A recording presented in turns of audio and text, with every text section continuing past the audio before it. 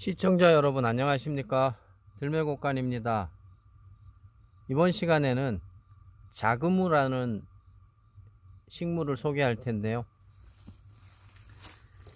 이 식물은 남쪽 해안가나 제주도, 그리고 이제 남쪽에 이제 도서지방 같은 곳에 들어가시면 많이 보이는데요, 특히 편백나무 숲 이런 곳에 들어가시면 많이 보입니다. 여기도 소나무가 있는 그런 아래인데요, 임도 주변입니다. 다른 풀들하고 섞여 있어서 잘 보이지는 않습니다. 여기 이렇게 보시면 다른 풀들하고 많이 섞여 있어요. 뭐 청미래 동굴도 있고 북나무도 있고 마삭줄도 있고 떼죽나무도 있고, 이런 식물 밑에 바닥을 이제 피복하고 있는 그런 식물입니다. 이 식물이 약초로보다 화초로 많이 알려져 있는데요, 야생화각에 가면 관엽식물을 큰 화분에다 심어 가지고 아래쪽에는 허전하니까 이런 작은 식물들을 심는데, 거기에 같이 어울려 심는 식물이 이 식물입니다. 열매도 빨갛게 상당히 이쁘죠. 이 식물은 자그무과의 상록 식물입니다. 풀이 아니고 보면 어려서 풀처럼 보이지만 관목입니다. 관목이고요, 상록성입니다. 그래서 이제 잘 죽지 않기 때문에 성장도 상당히 느리기도 하지만 크지도 않지만 죽지도 않습니다. 그리고 키우는 것도 어렵지 않고요. 그래서 이제 화초로 많이 알려진 식물이 이 자구무인데요, 누가 눈여겨보지 않고 화초려니 하는 이 식물이,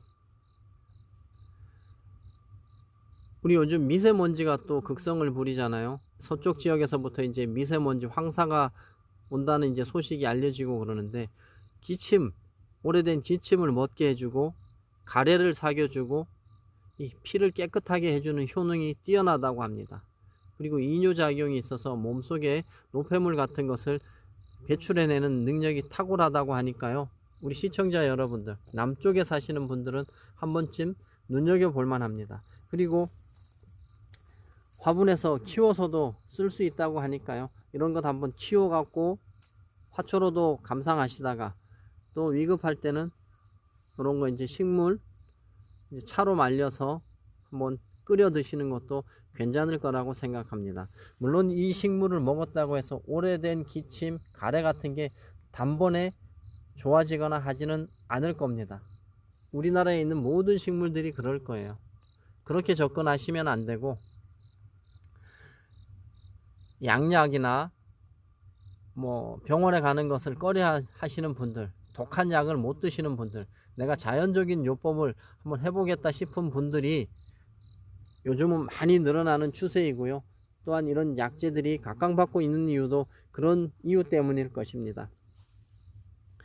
그렇기 때문에 저희들도 자꾸 이런 약재들이 있다는 것을 말씀드리는데, 이 약재를 드셨을 때, 이 약초를 드셨을 때 한 번에 효과가 나타난다고 생각하시면 큰 오산입니다. 그렇게 접근하시면 안 되고요, 조금씩 복용해 보시고 내 몸에 맞는지 꼭 확인하시고 전문가하고 상의도 하셔야 됩니다. 이 식물은 맛은 달고 쓰고 독이 없는 식물이기는 하지만 그래도 성질이 찬 성질이기 때문에